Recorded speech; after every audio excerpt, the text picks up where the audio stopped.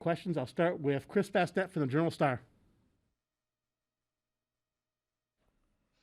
Hey, Coach. I guess just first off, thoughts on what you've seen, so far, and now that you're getting into, regular season workouts, what's kind of the next step for these guys? Yeah, first of all, thanks for this opportunity. I know it's been a long time. It's been a crazy offseason and beginning to the season now with everything going on in our world. Chris probably didn't think you'd be doing a press conference from your car like it looks like right now. But, yeah, it's been a crazy time. Hopefully everybody is staying safe and healthy throughout this time. As far as what I've seen from the workouts, I've been really impressed with our players as far as their commitment. It's a group that just loves to compete. They love being in the gym. We've almost had to talk to them about taking some time off. And, some of them would come in 3 times a day if we allowed it. We've worked very closely with our sports scientist, Chris Bach, as far as workloads and making sure that we understand this is there's a marathon here. We've been very fortunate. Knock on wood, but our guys have done a great job as far as staying safe and making the right choices and the right decisions. We have had one positive case, and that's it. And everybody else has stayed away from it. So, we feel good about that for the fact that we have not had to quarantine a large portion of our team, and we've been able to stay on task and been able to get in the gym and work, starting with individual workouts. Then we went to small group workouts, and for the last several weeks we've actually had full team workouts, and we're making good progress. And again, the thing that I've liked most about this group is their competitive spirit, just how much they enjoy being in the gym. I think there's accountability with the guys when certain guys don't come into the gym. We were only allowed a certain number of hours with them, so a lot of the time spent in the gym was with each other, and that's where you grow chemistry. That's where you grow together as a group when the coaches aren't in there, and you can have the team in there working together. But I've been really impressed with the guys, and again, most of that goes to their work ethic. Next, go Robin Washut, Husker Online. Going back to that positive case, is that still an active case? Can you say? It is not. No, it is not. All right, and then going back to this time a year ago, I know one of the things you said was one of your biggest concerns was how your team would handle adversity for the first time together as a collective unit. What have you seen from this year's group that may change one way or the other those concerns compared to what they were a year ago? Well, I think it's always a concern, Robin. It's going to hit you every time you step on the floor, and you try to do the best job you can in practice settings and putting your players in adverse situations and try to get them to handle it the right way. And if they don't handle it, use it as a learning opportunity for the next time it happens. We had our first real scrimmage within our team, inter-squad scrimmage on Friday. And obviously, a lot of things you see in a setting like that where there's, multiple things that you need to correct as a group. A big part of that is adversity. When one team jumps out, gets out to a big lead, do you put your head down? Do you stop talking to each other? Do you start taking bad shots? Do you start trying to get it back individually? So a lot of those types of things happened in our first scrimmage. I have given them off from that time on Friday to when we start our first official practice tomorrow. And we will watch a good edit film now that we're getting more hours with our players. It's always a concern, but I do think this group has the right makeup to handle adversity well this season. Sam McEwen, Omaha World Herald. Thanks for doing this, Fred. I really appreciate it. Hey, you had mentioned the chemistry. I was curious, just kind of how did you guys kind of see leaders emerge really quickly? Did you see guys that just wanted to do that? And, sometimes leadership is what you do to improve yourself. And it sounds like Ivan has done a lot to improve himself in the offseason, despite some of the challenges with COVID. Yeah, Ivan's been phenomenal, and he came back lighter, 25 pounds lighter than where he left last season. He's more explosive. He's finishing better at the basket. His He's reading situations better as we continue to go along. And I think a lot of that, you look at last season and the progression that Ivan made from the beginning of the year, coming in as a 17-year-old international player that hadn't spent much time in the States, to where he was at the end of the season, had a 19-rebound game and a double-double late in the year. And I thought he got progressively better as the season went on. So to come back, I can't remember who said it, but the great thing about freshmen is they become sophomores. And, he's had a year under his belt. He had a lot of valuable experience on the floor, and I think he learned a lot and understood he needed to make changes in his body to be a more consistent basketball player. And I give Ivan a lot of credit. He really bought into that, bought into the program that he did in the offseason when he was not allowed to be here because of the travel restrictions, but he didn't skip a beat. And the fact, not only Ivan, but Thor, who had been in the system and came back and did help provide leadership for our guys because they had been here. And they saw some things that happened a year ago that can't happen if we're going to be a more consistent basketball team this year. So I have been. I'm proud of Ivan for what he's done and how he bought into the offseason program to get his body into the type of shape where he can have a major impact. Michael Brunts, Nebraska 24/7.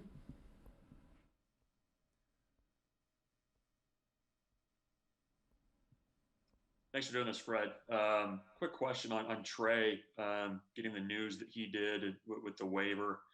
How does that kind of change things, I guess, for your backcourt and the outlook there? And also, I guess, just kind of getting that wrapped up before you guys start practice. I mean, is that a little bit more freeing for you? Or I guess the timing of that too, how does that kind of help you?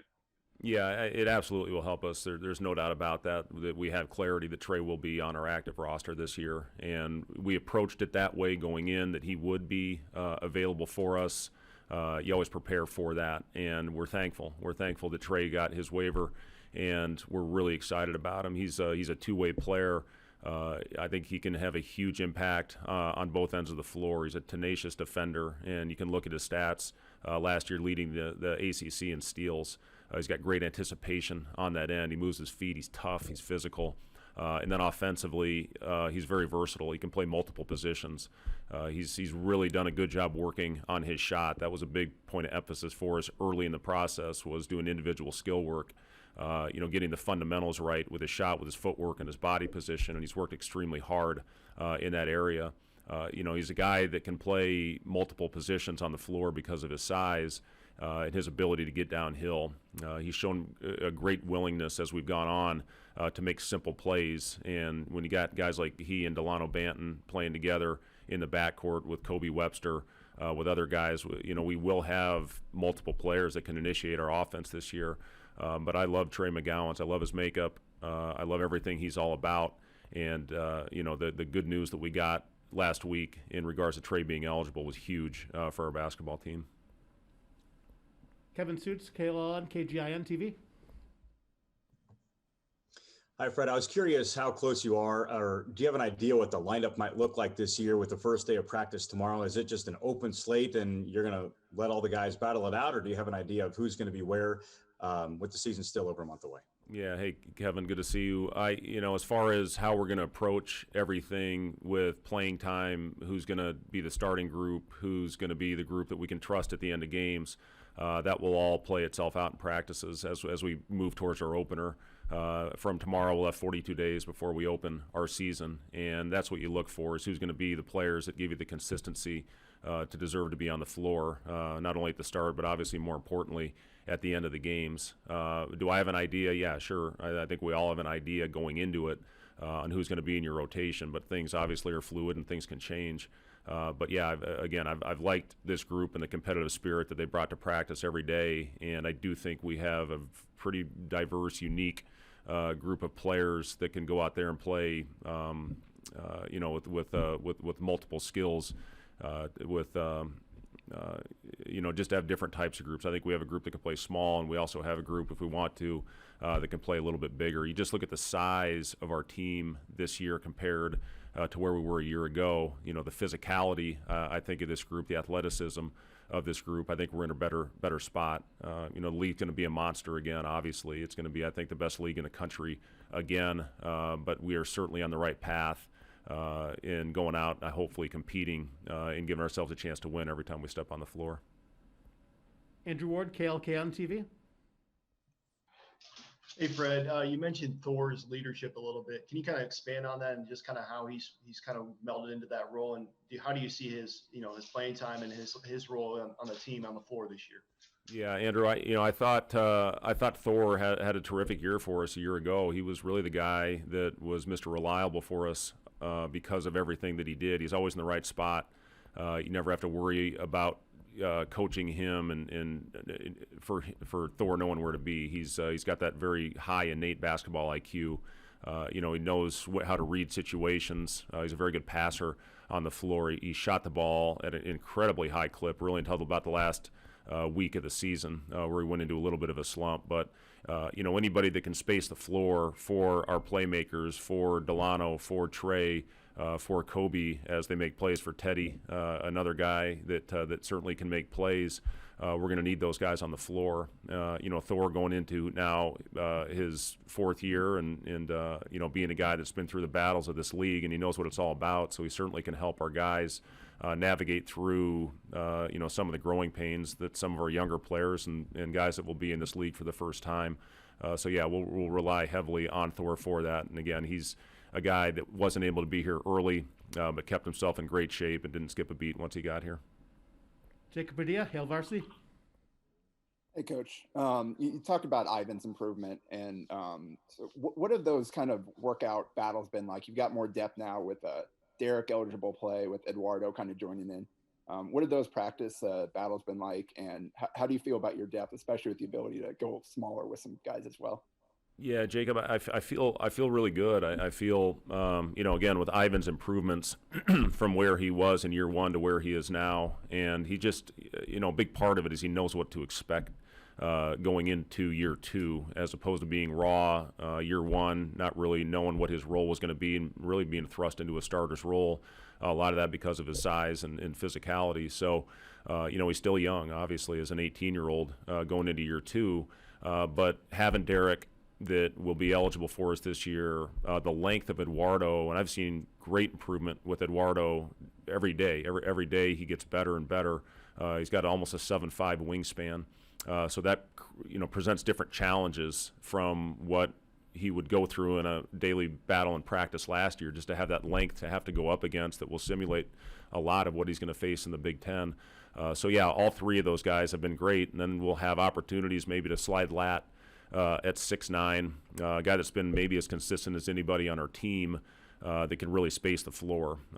He can really shoot the basketball. He's one of those guys when he's open and he shoots it, you're surprised if it doesn't go in. So to have that luxury, a guy that I know is going to battle every time he steps on the floor from a defensive standpoint, but also create opportunities on the offensive end for a mismatch. So that's where I talk about the versatility of this group, not only Ivan, Derek, and Eduardo that are probably more true fives, but now you have an opportunity to play smaller with a very skilled lineup, potentially with Lat at the 5. And the reason we can do something like that with a guy like Lat is we have good positional size. When you play Delano in the backcourt at 6'9", and you got Trey alongside at 6'5", you have Teddy at 6'6", you have other players, Thor 6'5". You've got a pretty versatile lineups where I think you can create some problems defensively, whether you switch 1 through 5. But I think we're going to have much more versatility on the defensive end because of the length that we'll have on our roster. Matt Foster, KETV. Hey, Fred.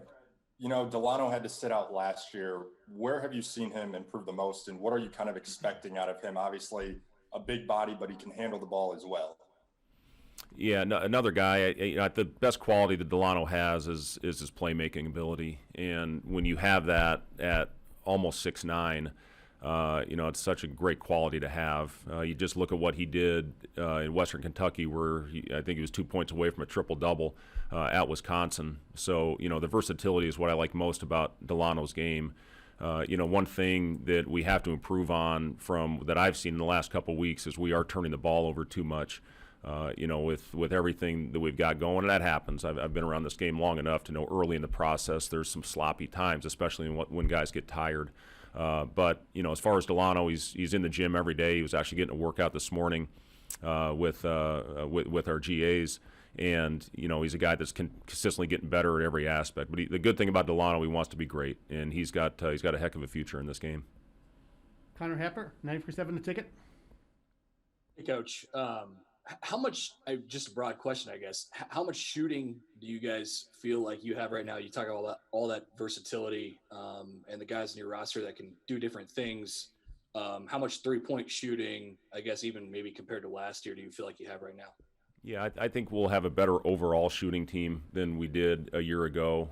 You look at Thor obviously coming back as the best returning shooter that was eligible. But you look at Trey McGowan's shooting the ball extremely well right now. Kobe Webster can really shoot it. Teddy Allen has a track record of being a very good shooter and has shot the ball well in the preseason.